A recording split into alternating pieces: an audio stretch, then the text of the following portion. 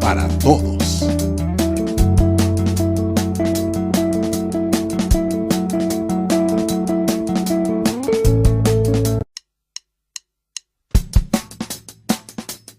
Esto es Movimiento TV. Un espacio de todos para todos.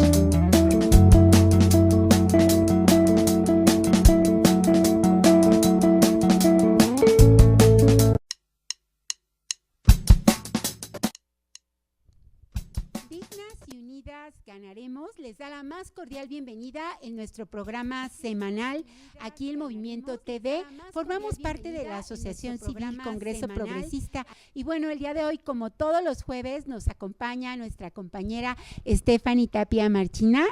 Stephanie, gracias por estar acá. Y bueno, nos acompaña el día de ahora y bueno, le agradecemos por haber dado su espacio, el tiempo y podernos brindar su conocimiento, su experiencia a la maestra Marisol Pérez Díaz. Ella es maestra en Derechos Humanos y además pues es profesora en la Escuela de Relaciones Internacionales de la Facultad de Derecho y Ciencias Sociales de la Benemérita Universidad Autónoma de Puebla. Y el día de hoy con ella, maestra, bienvenida antes que nada. Muchas gracias por la invitación. Bueno, y sobre todo, bueno, decirles que todo esto es a través de Stephanie, que por estudiar ahí ya está terminando la carrera de Relaciones Internacionales. Ella nos ubica siempre a profesores, profesoras que quieran colaborar con nosotros. Y el tema que vamos a tratar hoy es un tema que está vigente, pero del cual se conoce muy poco y donde en Puebla tendríamos mucho que hablar de este tema, que es el tema de trata de personas. Y la maestra Marisol, pues su maestría de Derechos Humanos y Democracia tiene que ver con este tema, pero además ella está en una investigación al respecto, está imbuida de este tema. Y pues, ¿qué es esto de trata de personas, maestra? Bueno, vamos a empezar por dar un contexto. La trata de personas en sí a principios del siglo pasado no se conocía con ese término, sino se conocía con el nombre de trata de blancas y estaba sobre todo relacionado a la cuestión de la explotación sexual o con fines de la prostitución ajena, más relacionado en eso, y se le da el nombre de trata de blancas porque solamente hacía alusión a las mujeres blancas de Europa del Este. Y para hacer a nivel internacional un cambio o diferenciarla de lo que era la trata de esclavos negros. Por eso surge el término de trata de blancas. Sin embargo, ese término empieza a estar en desuso y más o menos hace unos 25 años el término empieza a cambiar y a nivel internacional ahora es conocido como trata de blancas. Sin embargo, hay que tener mucho cuidado. No es lo mismo trata de personas que trata de blancas. Como decía, trata de blancas era un término que se ocupaba a principios del siglo pasado y ahora lo que se ocupa, según el protocolo de Palermo, es el término trata de personas.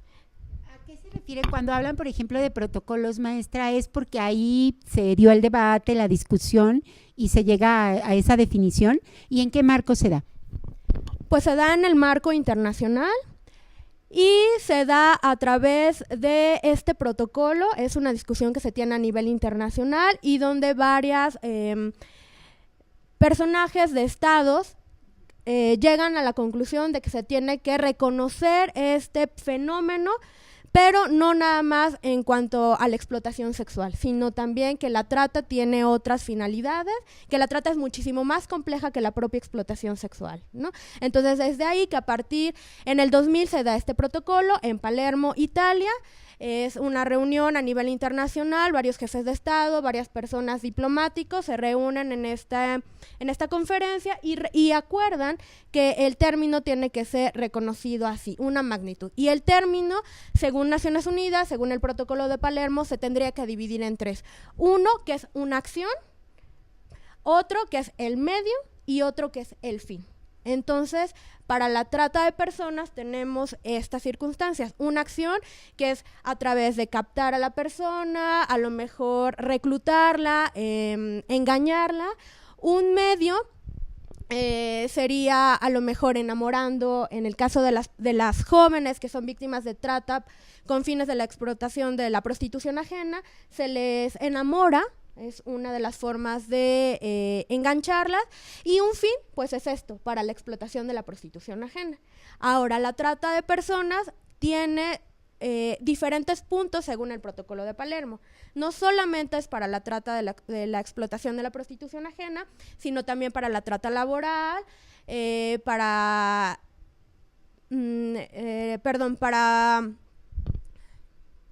También hay algo sobre la extracción de órganos. Para la extracción de órganos, exacto, para la extracción de órganos, esclavitud, las formas contemporáneas de esclavitud que tenemos en este momento. Entonces es toda una gama lo que abarca el término trata de personas, que si ustedes se dan cuenta, pues tiene sus pros y sus contras, ¿no? Al tener ahora ya esta aval internacional de un término, pues se tiene a favor un reconocimiento, ¿no? Ya a nivel internacional, a partir del protocolo de Palermo se hace una serie de legislaciones, no solamente a nivel internacional, sino en el propio Estado mexicano, pero también se tiene la parte negativa, ¿no? El abarcar tantas cuestiones, pues a veces empieza a dejar de lado como las cosas más importantes, ¿no? Habla en el caso específico de la trata con fines de la explotación de la prostitución ajena, porque ahora con esta gran tipología que se hace a partir de Palermo, pues se ha dejado a veces bien vincular qué es la trata con este fin. Bueno, estoy aquí con dos expertas de relaciones internacionales. Fanny, ¿tú nos puedes ayudar a ubicar este tipo de tratados? ¿En qué marco se da? ¿En el marco de las Naciones Unidas? ¿Esto sujeta a los países para que podamos entender la magnitud y luego ya aterricemos aquí en México? Bueno, claro, depende de la convención, ¿no? Pero generalmente las convenciones internacionales son organizadas por las Naciones Unidas, ya sea por el Consejo Económico y Social o por algún organismo especializado. Depende de la convención en particular, ¿no? Y debemos tener en cuenta que estas no son vinculantes, es decir, no están obligados los estados a hacerlo. Sin embargo, por reputación internacional es bien visto, ¿no? Es decir, que un estado adecue su legislación a un tratado firmado o que respete los derechos humanos, etcétera, se ve bien a nivel internacional y da cierta capacidad de negociación a los estados. Digamos que si un bloque de estados que respetan los derechos humanos pueden incidir en favor de que en otro estado se respeten, ¿no? Por ejemplo, ¿no? Entonces se da más o menos en este marco, y toda la mitad del siglo pasado, después de la creación de las Naciones Unidas, ha habido una serie, ¿no?, de conferencias, convenciones. Pues tenemos en 1975, ¿no?, la primera conferencia internacional de las mujeres, que se da hasta la cuarta, que termina en el 95. Así es. Y bueno, a mí me gustaría preguntarle, maestra, porque bueno, se sabe, ¿no?, que la última cifra que conozco es que cada año 250,000 personas a nivel mundial se insertan en esta trata de personas. Pero yo quisiera saber de todo esto, como bien decía usted, hay tráfico de órganos, hay prostitución, hay esclavitud. ¿Dónde están insertas las mujeres y cuál es la población más vulnerable a este fenómeno? También entender que el fenómeno se vuelve relevante, y sobre todo a partir de mediados del siglo pasado, porque es una violación a los derechos humanos, pero sobre todo a los derechos de las mujeres, ¿no? Lamentablemente las mujeres, por diferentes cuestiones, caemos en situaciones de vulnerabilidad, ¿no? Y en el caso específico de la trata no somos la excepción. Las mujeres están inmersas, bueno, desde muy pequeñas pueden ser víctimas de trata de personas, pero también no olvidar que también pueden estar del otro lado, ¿no? También pueden ser victimarios en este contexto. Las mujeres en todas las edades. En el caso específico de la explotación de la prostitución ajena, pues desde muy pequeñas. En el caso mexicano hay algunos datos de organizaciones de la sociedad civil como... recuerdo ahorita el nombre de las compañeras en Tlaxcala, Colectivo Mujer y Utopía, que tenían registrado alrededor de mujeres muy pequeñas desde los 11 años y mujeres también en contextos ya adultos que están en esta situación de trata. No importa, no hay un límite para que una mujer pueda ser víctima en este contexto. Podríamos decir, dentro de la pregunta que hacía Fanny, que en este marco de las más de 200,000 personas que están inscritas en esta trata de personas, en este fenómeno, las más vulnerables siguen siendo mujeres. Si son niñas, hay más niñas. Si son jóvenes, hay más jóvenes mujeres, que en el caso de los hombres. ¿Es más vulnerable una mujer, maestra? Es más vulnerable una mujer, comentaba, a veces por estas características, el mismo género, la condición social, la educación, ¿no? Sin embargo, los estudios también no arrojan que las mujeres están completamente vulnerabilizadas, ¿no? También va a depender mucho de qué tipo de trata estamos hablando. En el caso de la trata con fines de la prostitución ajena, sí, las mujeres son muchísimo más vulnerables, porque el comercio sexual es muchísimo más llamativo cuando se vende a una mujer, ¿no? Por las características que se tiene de cuestiones sexuales, la venta del sexo sobre todo, ¿no? En los otros casos, a veces en el caso de la trata de personas con fines de el trabajo forzado, pues llegan a ser también los niños de ambos géneros. ¿Tienes alguna pregunta, Fanny? Claro, pues a mí me gustaría un poco ir aterrizando este tema a nivel internacional, ¿no? Si usted conoce, maestra, ¿cuáles son los principales países que están siendo, bueno, no sé si llamarlo como exportación de trata de personas, ¿no? Porque si se llevan de un país a otro o si dentro de un mismo país es donde se da más, ¿no? A nivel interno o de exportación de trata. Nos iremos al contexto latinoamericano. En el caso específico, por las características que tenemos los latinos, pues nos volvemos tanto exportadores como también somos, los lugares atraen para atraer víctimas de trata, ¿no? Entonces, los estados latinoamericanos de manera general, al igual que pasa en el fenómeno de la migración, pues exportamos, somos originarios, tenemos tránsito de personas en trata, pero también salen personas originarias de nuestros países a otros víctimas de trata. Hace algunos años, un caso muy famoso de unos traficantes del estado de Tlaxcala, llamado Los Carreto, se encontró esta red de tratantes que llevaban chicas mexicanas, sobre todo originarias de lugares de Tlaxcala, Puebla, Guerrero, Oaxaca, y las llevaban para ser explotadas con fines de la prostitución ajena a Nueva York y algunos otros lugares en Estados Unidos. Entonces es muy interesante ver que, igual que en el proceso de la migración, el Estado mexicano, y creo que la mayoría de los países latinoamericanos tienen este contexto, ¿no? Son originarios, tienen tránsito, pero también hay salida de personas. Y aterrizando ya en el caso, por ejemplo, mexicano, ¿cómo está aquí la trata de personas? ¿Ya se puede ubicar cuáles son los estados con mayor incidencia? Y debe haber corredores, ¿no?, por el que también van y cursan esa migración para los diferentes ámbitos de la trata. ¿Cómo está, maestro? Hay muchos documentos que nos hablan al respecto, hay diagnósticos de la propia Comisión de Derechos Humanos que ya hacen una revisión y un mapeo sobre estos lugares en los que hay el corredor de trata, podría llamarse, podría ser lugares del centro como Tlaxcala, el propio Distrito Federal, el Estado de México y sobre todo lugares en las zonas fronterizas, ¿no? Tijuana y la parte de Yucatán, Quintana Roo, Chiapas, como ser los puntos más fuertes y zonas rojas, por así llamarlos, donde hay incremento de trata de personas. Sin embargo, en todo el territorio se tiene el fenómeno. Ahorita vamos a regresar a nuestro siguiente segmento aquí en Dignas y Unidas Ganaremos y seguiremos explorando esta parte local, no, principalmente del centro de la República y la situación que estamos viviendo en México con la trata de personas. Regresamos, sigan sintonizándonos aquí en Movimiento TV.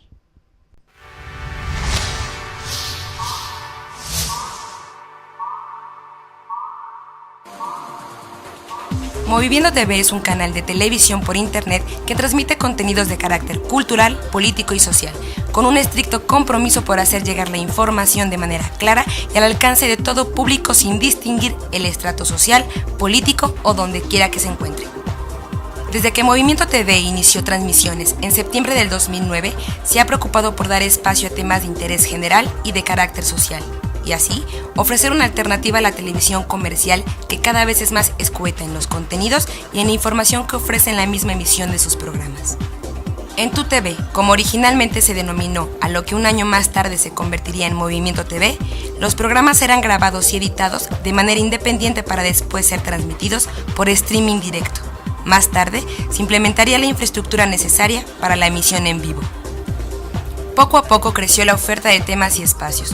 Muchos han sido los colaboradores con los que ha contado Movimiento TV, desde profesionales de la comunicación, así como especialistas de distintos temas, todos ellos prestando su tiempo y experiencia para así brindar a los internautas, navegantes y usuarios información real y directa en todo momento. A la fecha, Movimiento TV se distingue por ser un medio de comunicación alternativo, plural y exigente de ofertar televisión diferente, incluyente y participativa, con el único objetivo de informar y brindar a nuestros espectadores televisión real las 24 horas del día. Movimiento TV pretende ser punta de lanza en los medios de comunicación alternativos y dar a los usuarios el poder de autoinformarse y retroalimentarse gracias a la inmediatez de la información de las redes sociales y la facilidad que tenemos hoy en día de estar comunicados. Mientras la tecnología avanza, Movimiento TV trata de estar siempre al día en las formas y alternativas que se tienen para estar conectados, fomentando la interacción desde sus móviles y adaptándonos a cualquier plataforma. Al día de hoy, Movimiento TV pretende ser cómplice hombro con los nuevos medios de comunicación emergentes, que pretenden ser una revolución en la manera en que la humanidad se comunica, informa y divierte. Esto es Movimiento TV, y es un espacio de todos para todos.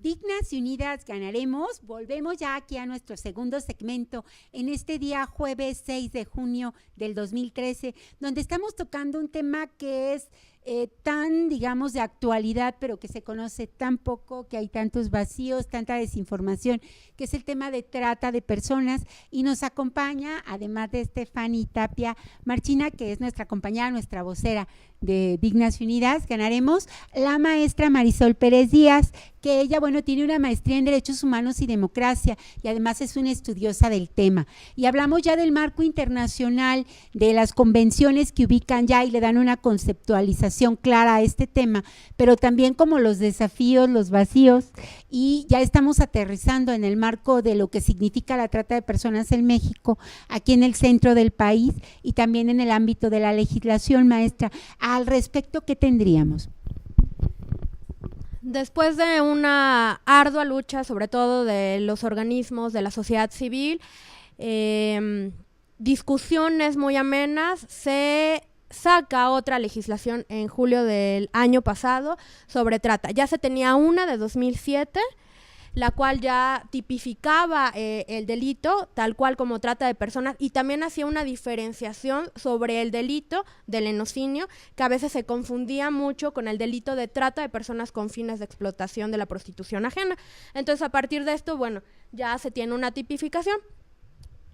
Sin embargo, desde la óptica de los organismos de la sociedad civil, pues aún falta mucho por hacer, ¿no? Hemos adelantado, si bien ya en tener esta tipificación, pues recordemos que la legislación actual llega a ser muy punitiva, ¿no? Entonces nada más da un cuerpo legislativo, un cuerpo jurídico muy fuerte, pero pues olvida mucho la cuestión de protección de las víctimas, de apoyo. Entonces queda muy ambiguo en ese aspecto. Se tiene que seguir trabajando, no podemos quedarnos nada más con esta idea. Hemos avanzado muchísimo, de no tener nada se ha avanzado, sin embargo debemos de seguir trabajando porque el fenómeno es cambiante, ¿no? Y hoy está así, pero mañana lamentablemente las redes tienen otra manera de trabajar y van siempre adelante de nosotros. Claro, maestra, y a mí me gustaría saber un poco de la situación aquí en Tlaxcala, que ya es famoso a nivel internacional. Mis parientes de otras partes de la República me preguntan, y de repente yo digo, bueno, sí, pero ¿qué es realmente lo que pasa? ¿O cómo se generaron estas redes tan fuertes, ¿no? Que tienen, como bien nos comentaba, redes a nivel internacional, ¿no? Que exportan la trata de personas. La doctora Patricia Olamendi desde 2008 ha bueno, desde hace muchos años ha hecho muchos trabajos. En 2008 saca un diagnóstico sobre cómo está la situación en Tlaxcala, ¿no? Y bueno, sí se han detectado varias familias en varios municipios del estado de Tlaxcala que se dedican a la explotación, sobre todo de mujeres. Y esto va a ir variando, ¿no? Pueden ser, se han encontrado familias específicas que empiezan a explotar a las mujeres con el fin de la prostitución ajena, que son mujeres de la propia familia, pero esto va variando de familia a familia. A veces son mujeres de la misma comunidad, a veces no son de la comunidad, sino que estas redes salen a otros estados, captan a las mujeres, las llevan a vivir unos días en el estado de Tlaxcala y posteriormente las trasladan a un tercer sitio que puede ser alguna ciudad fronteriza, o las pueden llevar hasta Estados Unidos, Europa, Sudamérica, ¿no? Entonces va a ir variando. Sí, el fenómeno ha sido muy llamativo, sobre todo el estado de Tlaxcala, por esto, porque ha habido redes que ya se han detectado. Comentaba hace rato el caso de los Carreto, que fue muy sonado porque no fueron detenidos por autoridades mexicanas, sino que fueron detenidos en los propios Estados Unidos, en Nueva York, y entonces a raíz de eso se hace una noticia a nivel internacional muy importante. Y bueno, y de ahí hay una serie de historias también. Muchas de ellas sí son reales, pero pues no olvidemos que la trata no solamente se encuentra en el estado de Tlaxcala, ¿no? Sino también ya hay muchos diagnósticos de la sociedad civil, muchos diagnósticos de los propios organismos del estado que dicen que la trata se encuentra en todo México, sin embargo que va variando su magnitud, ¿no? Yo creo que aquí también es importante anotar en este sentido que la forma como se está dando la trata es una forma de redes, como opera también el crimen organizado. Y yo creo que aquí también tiene que ver con que el primer, digamos, a nivel internacional, el primer punto de tráfico es el narcotráfico. Pero luego encontramos el tráfico de armas y el tráfico de personas, que más o menos se van quitando ahí quién tiene el segundo lugar, ¿no? Si es el tráfico de armas o el tráfico de personas, lamentablemente.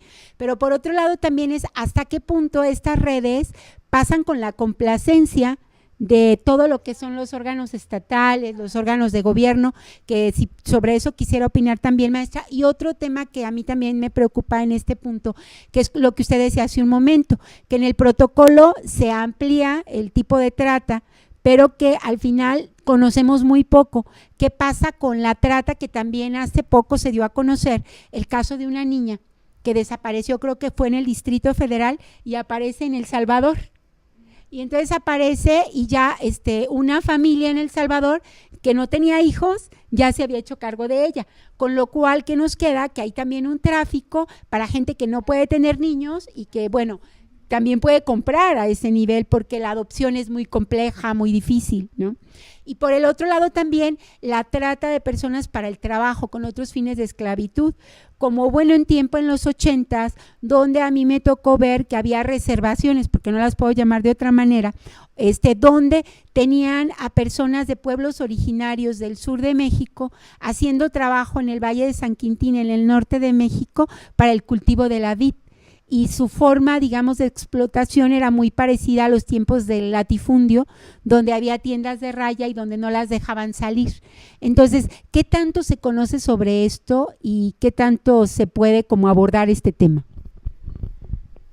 Para darle respuesta a la pregunta, voy a regresar a la contextualización. Tiene usted mucha razón al referirse en que esto parte del propio crimen organizado, ¿no? Y de hecho Palermo se desprende de la Convención para el Crimen Organizado. Entonces, Palermo, y de Palermo hay hay tres, pero la que nos va a tener es la de trata de personas.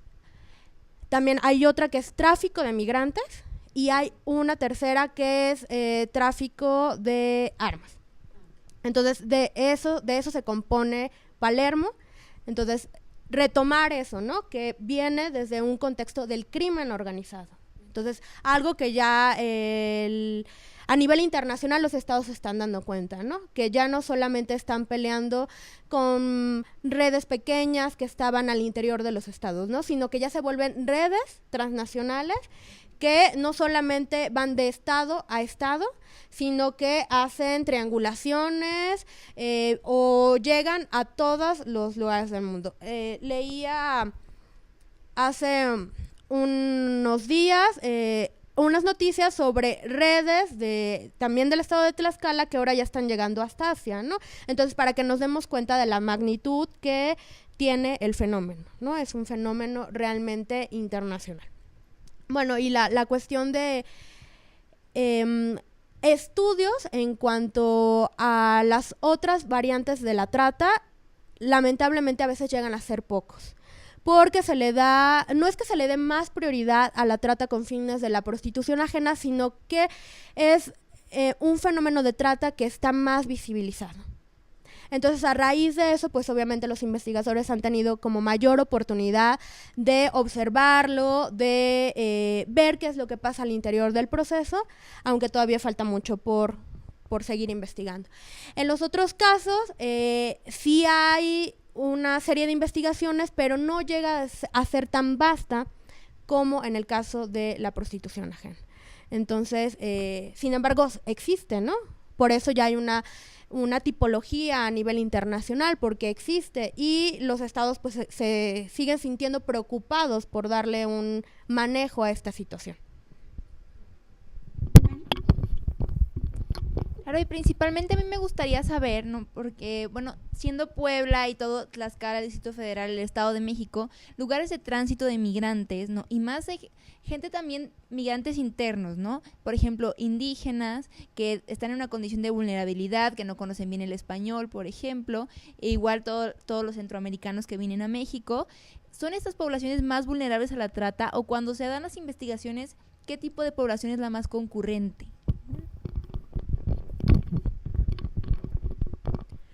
Como comentaba, podemos todos ser vulnerables a la trata, ¿no? No se puede tener una tipología o se puede meter en ciertas características a las personas que en sí son víctimas de trata, ¿no? Todos somos vulnerables a la trata porque en cualquier momento podemos ser captados por cualquier situación. Puede ser desde una situación económica, por una situación emocional, una situación de contexto, así que todos podemos ser víctimas de trata sin importar en qué rango nos encontremos, ¿no? Y bueno, en el caso específico de lo que comentabas con los migrantes, en algunas investigaciones que se han hecho, a partir de este despliegue tan fuerte que tiene el crimen organizado en el Estado mexicano, se ha encontrado que sobre todo ciertos cárteles de la droga han captado a migrantes para explotarlos con fines de trabajo forzado, ¿no? Los tienen en plantaciones y finalmente, como es una sector de la población muy desprotegido, porque a veces viene sin que los propios familiares sepan, o es muy fácil perder la comunicación con ellos, tardan tiempo en ser localizados, y entonces es la manera en la que el crimen organizado se está apoyando pues para captarlos, ¿no? Esta indefensión que tienen al entrar a otro estado que no es el suyo, el cual no les da esta garantía en cuanto a legislación. Me gustaría que aterrizáramos en el caso de Puebla, porque mucho, como dijo Fanny hace un rato, se ha hablado de Tlaxcala y se ha planteado algo así como que Puebla nada más es como un paso, donde no se vive este problema, donde aquí no hay trata de personas. Pareciera que nada más pasan aquí los migrantes o pasa gente de otros estados y van a Tlaxcala. Pero en el caso de Puebla también hay desapariciones. Y eso lo quisiera conectar, maestra, con otro tema que tiene que ver ¿qué hacemos cuando desaparece un hijo o una hija? ¿Qué hacemos cuando una joven desaparece de nuestra comunidad? Porque el grave problema es que los tiempos de la búsqueda son muy largos y el tiempo en el que estas redes de trata actúan son muy rápidos. Entonces, ¿qué se hace frente a esto? Entonces serían estas dos preguntas. Una, Puebla, porque en todos los casos de violencia hay una crítica que nosotras hacemos, ¿verdad, Fanny? De que hay una subvaloración en esto y subcuantificación de los casos. Y por otro lado, bueno, ¿qué hacer o qué se hace al respecto, verdad? Bueno, Puebla sí se encuentra en esta situación de que es un lugar de tránsito. Sí, hay muchas mujeres que son captadas por estas redes, la mayoría pues por estar cerca del estado vecino de Tlaxcala, pues son las que son traídas aquí, son explotadas aquí, pero también se han encontrado a muchas mujeres de comunidades indígenas o comunidades más rurales que son captadas desde la comunidad por propias personas poblanas y que son traídas a la capital de Puebla a ser explotadas, para después pueden ser llevadas a otros estados y, por ejemplo, Veracruz, un poco más al norte Tijuana, San Luis Potosí, se ha encontrado como estas variantes. Sí hay mujeres poblanas víctimas de trata, pero también Puebla es un lugar de tránsito para estas mujeres que son captadas en otros lugares y que aquí vienen a ser explotadas. Entonces tenemos como esta variante. Y sí, lamentablemente es muy preocupante en el caso de las desapariciones, ¿no? Que a veces, obviamente no todos están ligados a la trata, pero a algunos casos sí están ligados. Entonces, esto de no tener que esperar 72 horas para empezar la búsqueda, el penar de tener que ir al propio Ministerio Público y entonces ser víctimas, ¿no? Víctimas de toda esta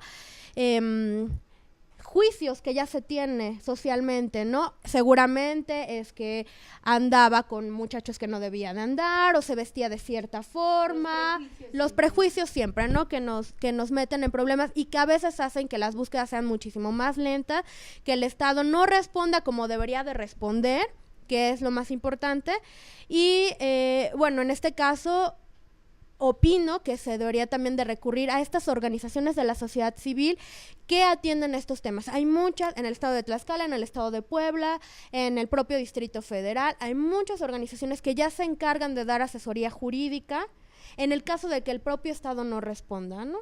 Y que ya se tenga esta alerta de que podría ser, a lo mejor por las características, podría ser trata, bueno, que se acuda, ¿no?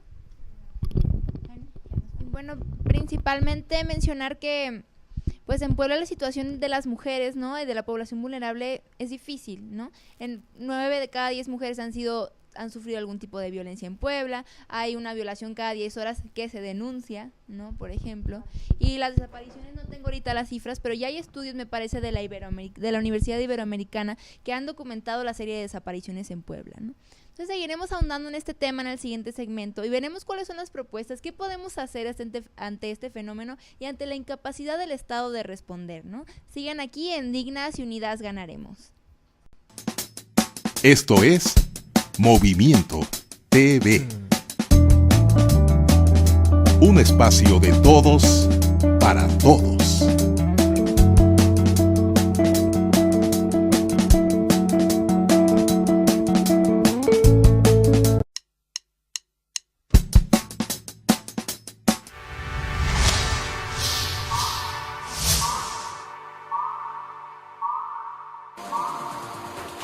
Moviviendo TV es un canal de televisión por internet que transmite contenidos de carácter cultural, político y social, con un estricto compromiso por hacer llegar la información de manera clara y al alcance de todo público sin distinguir el estrato social, político o donde quiera que se encuentre. Desde que Movimiento TV inició transmisiones en septiembre del 2009, se ha preocupado por dar espacio a temas de interés general y de carácter social, y así ofrecer una alternativa a la televisión comercial que cada vez es más escueta en los contenidos y en la información que ofrece en la misma emisión de sus programas. En Tu TV, como originalmente se denominó a lo que un año más tarde se convertiría en Movimiento TV, los programas eran grabados y editados de manera independiente para después ser transmitidos por streaming directo. Más tarde, se implementaría la infraestructura necesaria para la emisión en vivo. Poco a poco creció la oferta de temas y espacios.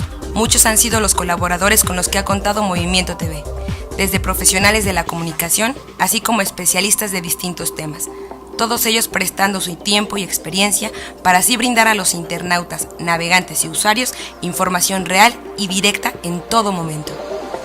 A la fecha, Movimiento TV se distingue por ser un medio de comunicación alternativo, plural y exigente de ofertar televisión diferente, incluyente y participativa, con el único objetivo de informar y brindar a nuestros espectadores televisión real las 24 horas del día. Movimiento TV pretende ser punta de lanza en los medios de comunicación alternativos y dar a los usuarios el poder de autoinformarse y retroalimentarse gracias a la inmediatez de la información de las redes sociales y la facilidad que tenemos hoy en día de estar comunicados. Mientras la tecnología avanza, Movimiento TV trata de estar siempre al día en las formas y alternativas que se tienen para estar conectados, interacción desde sus móviles y adaptándonos a cualquier plataforma. Al día de hoy, Movimiento TV pretende ser cómplice hombro con los nuevos medios de comunicación emergentes, que pretenden ser una revolución en la manera en que la humanidad se comunica, informa y divierte. Esto es Movimiento TV, y es un espacio de todos para todos.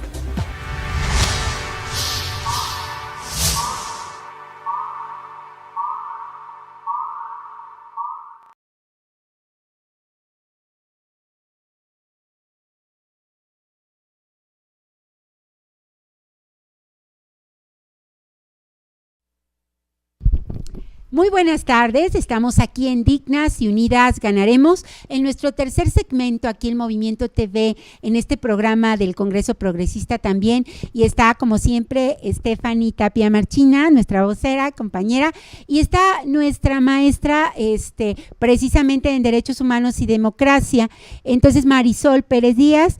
Marisol, estamos con el tema de trata de personas, ya arribando al segmento sobre las propuestas, como nos decía Fanny. Partimos de un diagnóstico que realmente no es nada alentador, donde Puebla está inmersa en este tipo de trata de personas, no solo como un punto de paso de esta trata, de este tráfico de personas, sino también en un lugar donde se explota, se desaparece y se explota a las personas con diversos fines. Entonces, en el caso de Puebla, contarles que nosotras nos enteramos porque hubo un diagnóstico de la Universidad Iberoamericana donde hay un observatorio sobre violencia de género, que en los 3 años pasados hasta el 2012 había habido un promedio de 75 personas, mujeres desaparecidas con esta finalidad de trata de personas. Y que uno de los problemas que había era esa dificultad de buscarlas en las siguientes 72 horas, porque ya era muy tarde. Estas redes, pues lo que hacen es trabajar muy rápido y en las 72 horas ya una mujer desaparece y ya no encuentras el rastro. Y para ello hubo todo un proceso de formular una alerta que le llaman ámbar, donde se iba a buscar ya de inmediato cuando de alguna manera se sospechara que hubiera un problema de desaparición por trata. Pero ¿qué pasa con esta alerta, maestra? ¿Se puede ser aplicada ya en todos los estados? ¿Cuáles son los desafíos o los problemas para que realmente se pueda andar o echar a andar el marcha? Bueno, la alerta ámbar surge desde la FEBINTRA, que es esta Fiscalía Especial para las Cuestiones de Trata a nivel federal, y el problema que se ha observado desde su puesta en marcha es lamentablemente los juicios que aún se tiene cuando las víctimas o los familiares de las víctimas se estos personajes como los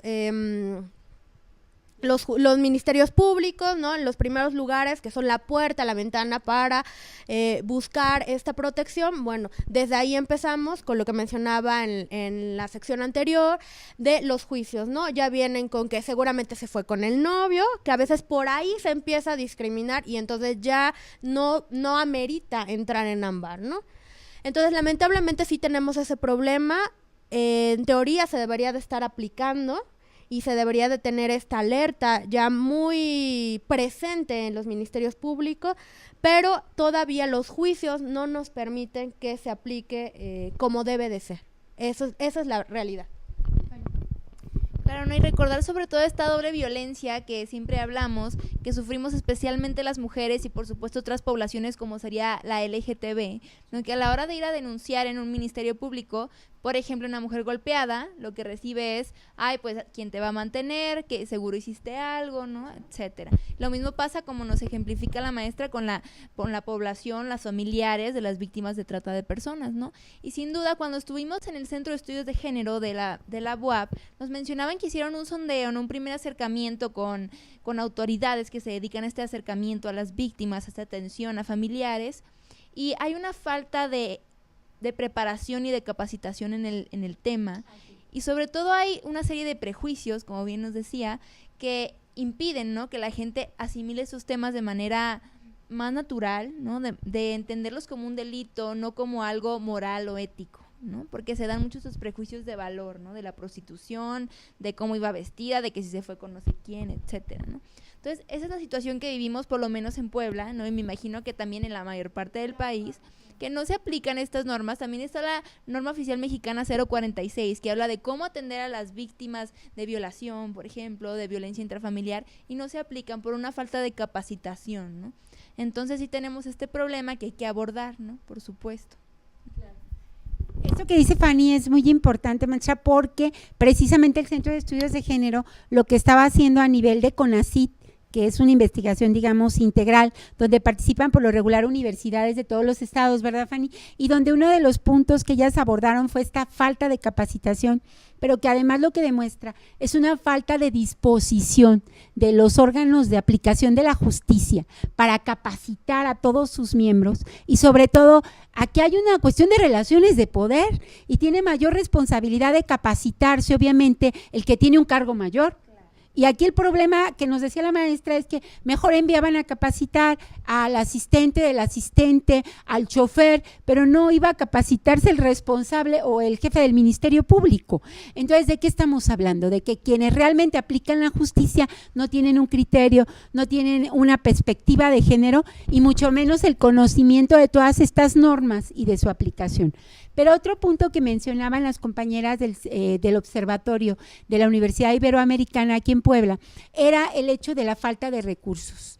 Porque está bien decir, yo apruebo esto, yo formo parte de esta norma, pero ¿qué tantos recursos voy a destinar para que la policía realmente pueda buscar a una víctima en las siguientes 24 horas de su desaparición? Porque acá nos están hablando de que, por ejemplo, para Puebla, yo estaba viendo que había muy poca cantidad de policías que no se daban abasto para dar el seguimiento en la propia ciudad. Entonces, ¿cómo le van a dar seguimiento a estos problemas o a estas denuncias, no?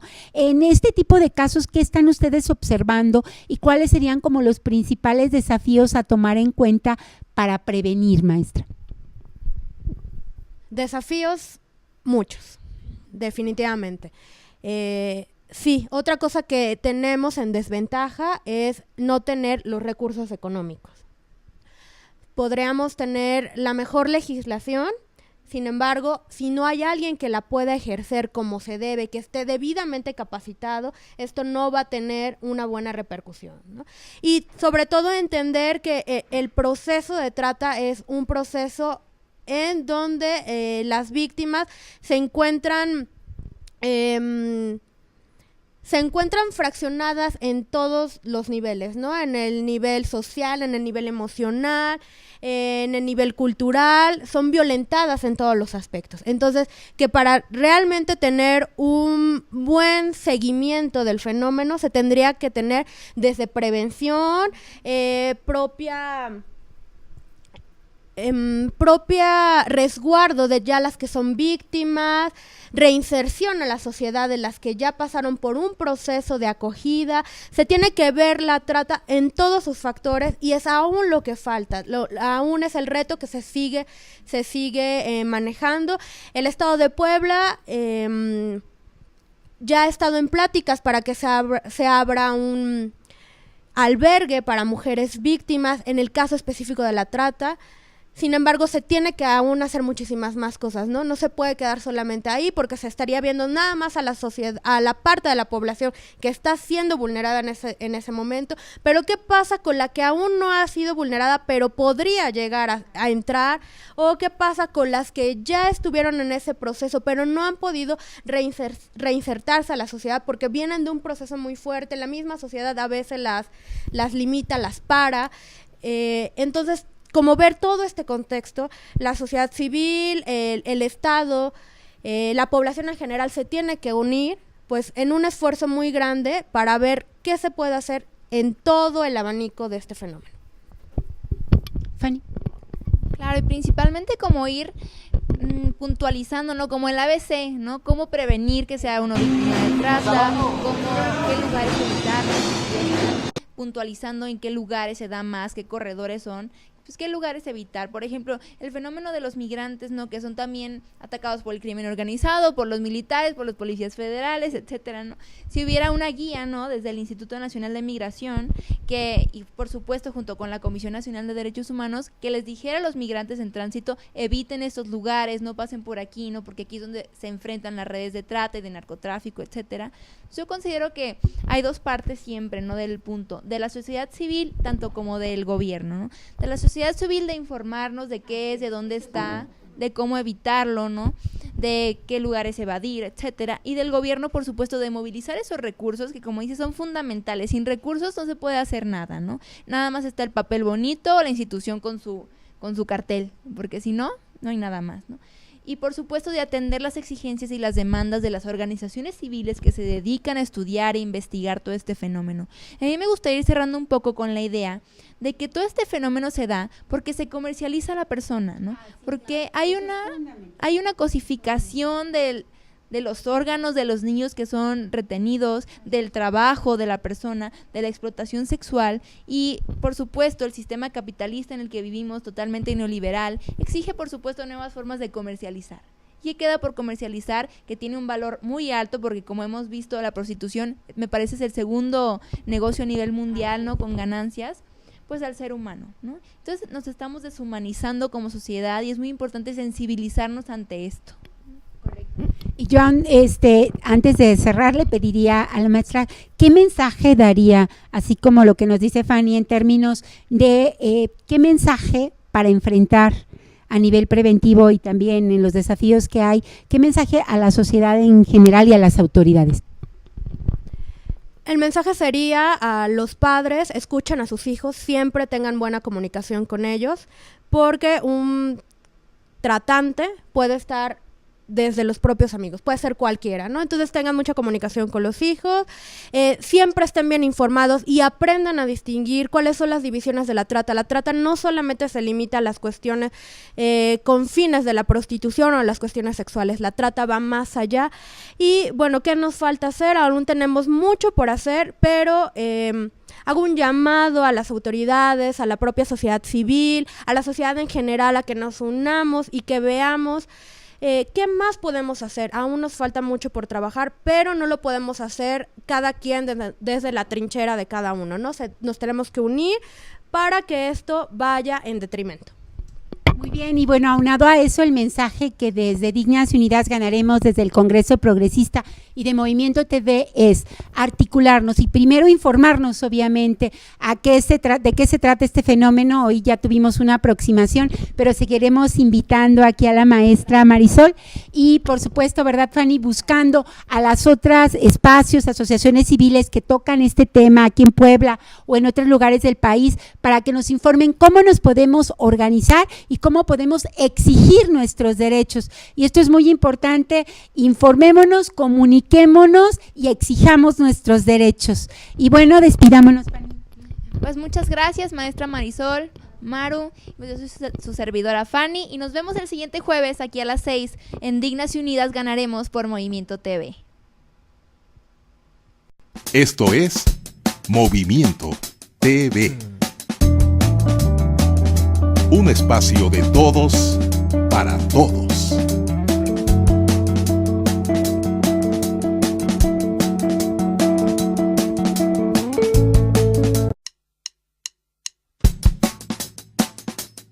Esto es Movimiento.